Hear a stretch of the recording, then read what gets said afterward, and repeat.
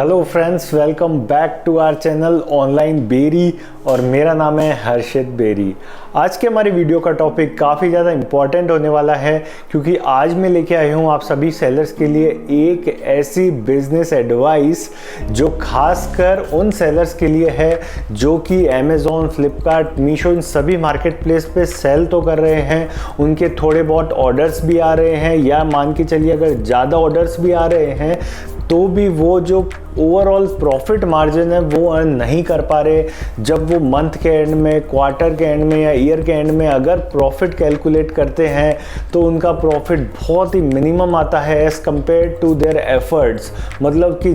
जितनी उनकी कैपिटल लगी हुई है, जितने एम्प्लॉयज़ उनके साथ काम कर रहे हैं या जितना वो हार्ड वर्क कर रहे हैं उसके कंपैरिजन में जो प्रॉफिट है वो मैच नहीं कर पा रहा है। वो सोचते हैं कि उनको इससे काफ़ी ज़्यादा या फिर जितना वो प्रॉफिट अर्न कर रहे हैं उससे ज़्यादा वो प्रॉफिट डिज़र्व करते हैं या फिर ओवरऑल इनकम डिज़र्व करते हैं इस ऑनलाइन बिजनेस से। तो अगर इस तरह का इशू आप लोग भी फेस कर रहे हैं तो ये वीडियो आप लोगों के लिए ही है। तो ज़्यादा देरी नहीं करते हुए वीडियो को शुरू करते हैं। तो जिस एडवाइस की मैं बात कर रहा हूँ, जो मैं अपनी तरफ से खासकर नए, पुराने और ओवरऑल स्मॉल सेलर्स को देना चाहता हूँ, वो ये है कि stop selling products in low margin.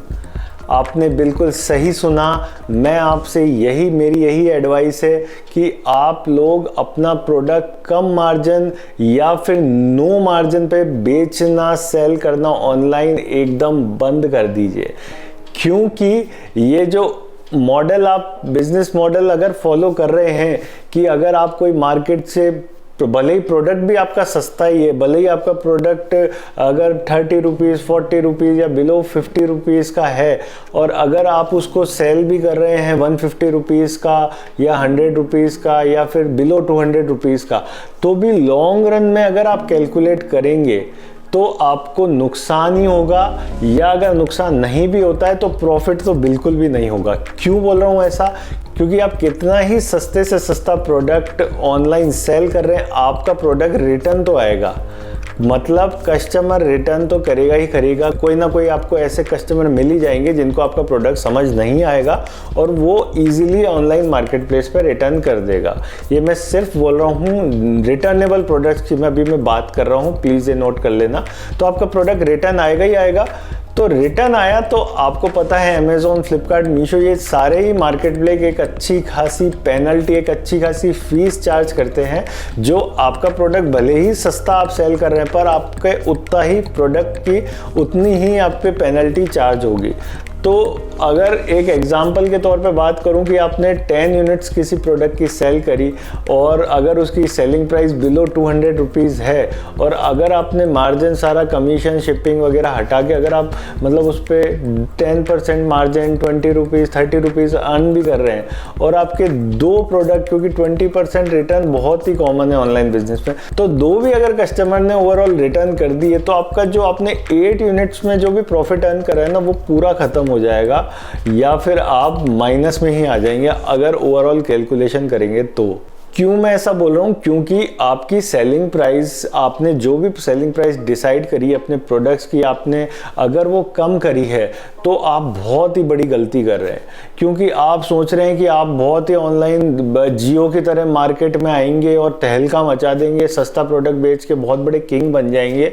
तो ये मैं सच बता दूं, ऐसा कुछ भी नहीं होगा। हाँ, ये बिल्कुल सही बात है कि स्टार्टिंग स्टेज में कुछ हमारे नए लिस्टिंग्स को प्रमोट करने के लिए या फिर आप अगर बिल्कुल नए सेलर्स हैं तो शॉर्ट टर्म के लिए कोई भी एक पर्टिकुलर एसक्यू है उसकी 5 यूनिट या 10 यूनिट सेल नहीं हो जाती, तब तक ठीक है, आप प्रॉफिट अर्न मत करिए। पर जैसे ही आपका बिजनेस थोड़ा सा रनिंग में आ जाए तो आपको प्रॉफिट ऐड करना चाहिए और एक decent amount of profit add करना चाहिए। तो ऐसा मैं क्यों बोल रहा हूँ कि आप लोग डिसेंट अमाउंट ऑफ प्रॉफिट अपनी सेलिंग प्राइस में ऐड करिए? क्योंकि मैं ये मान के चल रहा हूं कि आप या तो स्मॉल स्केल सेलर हो या फिर एक मीडियम स्केल सेलर हो।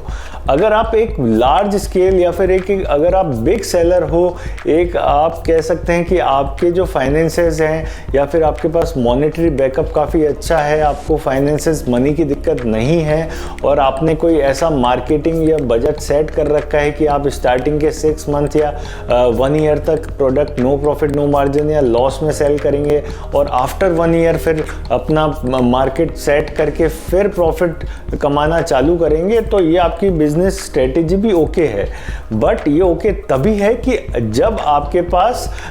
5 लाख 10 लाख ये मिनिमम इतना बजट होना चाहिए आपके पास एज अ मार्केटिंग बजट, कि आप इतना कि आपकी रिस्क एपेटाइट इतनी होनी चाहिए कि आप इतना लॉस खा सके, इतना लॉस बियर कर सके और उसको फिर फ्यूचर में आप उसको कवर अप कर सकें। अगर आपका ऐसा मतलब अगर रिस्क एपेटाइट इतनी है, अगर आप इतना कैपेबिलिटी रखते हैं इतना लॉस सहने का, इतना लॉस बियर करने का,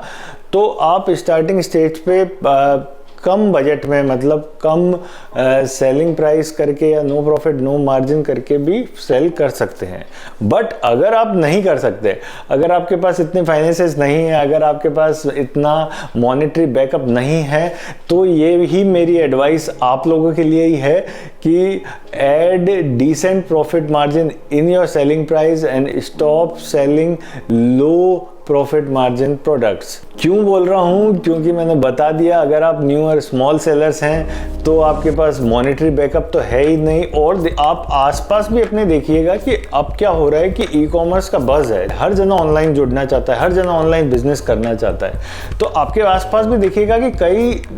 ओवर द मतलब लास्ट 1 ईयर की बात कर लूँ मैं, तो आप देखिएगा कितने सारे आपके ही एरिया में नए सेलर्स जो ऑनलाइन बिजनेस से जुड़े हैं, और कितने ही सारे नए मतलब जो पुराने ओल्ड सेलर्स हैं वो छोड़ के गए हैं। तो वो जो छोड़ के गए हैं उनमें से जो मेजरली जो 80% सेलर होंगे मेरे हिसाब से, मेरे अकॉर्डिंग, जो मैं भी जितना कम्युनिटीज से जुड़ा हुआ हूँ या जितने सेलर मेरे से जुड़े हुए हैं, उनके छोड़ के जाने का, उनके बिजनेस स्टॉप करने का एक ही रीज़न है कि उनको इस बिजनेस में प्रॉफिट नहीं हो पा रहा है, या फिर वो ई कॉमर्स बिजनेस में लॉस में चले गए हैं, लॉस में काम कर रहे हैं, जिसका एक सबसे मेजर रीज़न उनकी खुद ही की गलती है कि उन्होंने क्या करा है कि इस तरह की स्ट्रेटेजी अपनाई कि वो लोग आपस में ही है ना, मतलब आपस में क्या मतलब खुद की अलग अलग, आप जिस भी कैटेगरी में है आप देखते हैं कि यार ये इस पे सेलर की इतनी कम प्राइस है, मैं भी इससे कम प्राइस रख देता हूँ और मेरे को सारी सेल आने लगेगी। तो इस तरीके की प्राइस कॉम्पिटिटिव स्ट्रेटेजी जो करते हैं आप, या फिर अदर सेलर से जो प्राइस वॉर करते हैं, उसके कारण मैं बता रहा हूँ कस्टमर का तो बहुत फ़ायदा होता है, वो एक अच्छी बात है, बट सेलर्स का काफ़ी नुकसान होता है, मतलब आप लोगों का काफ़ी नुकसान होता है। फ्लिपकार्ट, अमेज़ॉन, मीशो, इनको कुछ नहीं जाता, इनकी तो अच्छी मार्केटिंग होती है कि सस्ते प्रोडक्ट हमारी वेबसाइट पे बिक रहे हैं तो कस्टमर तो इनसे जुड़ते हैं, बट उसका जो प्राइस है वो आप सेलर पे करते हैं एज अ लॉस और एज अ अपना मार्जिन एकदम ख़त्म करके। तो बस मेरी यही एडवाइस है आप लोगों के लिए कि अगर आप marketplace Amazon, Flipkart, Meesho in e commerce business में एज अ सेलर हैं और स्मॉल स्केल या मीडियम स्केल सेलर हैं, तो प्लीज़ एक डिसेंट अमाउंट ऑफ प्रॉफिट अपनी सेलिंग प्राइस में ऐड करिए और फिर आगे बढ़िए। हो सकता है कि आपका टर्नओवर कम हो सकता है आपको सेल कम मिले, बट ओवरऑल आप जब हिसाब लगाएंगे, क्योंकि आपको क्या है बहुत सारी कॉस्टिंग आपकी सेलिंग प्राइस में ऐड करके चलनी चाहिए। मतलब ऐसा नहीं कि आपको सिर्फ कमीशन और शिपिंग और पैकेजिंग कॉस्ट ही आपने इंक्लूड करी और अपना थोड़ा बहुत प्रॉफिट मार्जिन इंक्लूड करा और price final selling price decide करके आप मार्केट प्लेस पे सेल करने लग गए। उसके अलावा भी बहुत सारी प्राइस होती है, जैसे कि एडवर्टाइजमेंट कॉस्ट, आपने अगर आपके एम्प्लॉयज़ रख रखे हैं उनकी सैलरीज, या फिर आपने अगर ऑफिस ले रखा है, वेयर हाउस ले रखा है, तो उसके बहुत सारे मिसलिनियस एक्सपेंसेस होते हैं। तो ये सारी आपको कॉस्टिंग आपको ऐड करनी चाहिए। साथ ही साथ क्या है कि अगर आप अगर प्रॉफिट अर्न करेंगे इस बिजनेस से, तो आपको अंदर से भी थोड़ा मोटिवेशन आएगा, और मोटिवेशन से क्या होगा, आपका माइंड भी ओपन होएगा और आप चाहेंगे कि यार अच्छा थोड़ा बहुत इस बिजनेस से प्रॉफिट निकलता है, तो आप क्या कहेंगे, अपना प्रोडक्ट लाइन बढ़ाने का आपको दिमाग में आएगा कि चलो मैं और भी नई कैटेगरीज ऐड करता हूं जिससे मैं थोड़ा सा और प्रॉफिट कमा सकूं। और अगर आपका और प्रॉफिट अर्न होगा तो आप अपने ही एरिया में एम्प्लॉयमेंट भी जनरेट करेंगे, आपका बिजनेस बढ़ेगा तो आपको एम्प्लॉयज़ चाहिए होंगे, तो आप अपने एरिया से एम्प्लॉयज़ हायर करेंगे, तो ओवरऑल आप मतलब सोसाइटी में कंट्रीब्यूट करेंगे। ऐसा नहीं कि आप प्राइस इंक्रीज करके महंगे प्रोडक्ट करके बहुत ही मतलब कस्टमर के संग नाइंसाफ़ी कर रहे हैं, ऐसा नहीं है। देखिए आप ऑफलाइन भी एक, अगर नॉर्मल सी अगर एक टी शर्ट की बात करूं, मैं ये ऑनलाइन खरीदूंगा तो मेरे को ये टी शर्ट 300 में ही मिलने के चांसेस है। हो सकता है 300 रुपये में एक टी शर्ट मिल जाए, जस्ट एक एग्जांपल दे रहा हूँ। पर एक ये सेम टी शर्ट अगर ऑफलाइन में मतलब मीडियम स्केल की दुकान पे भी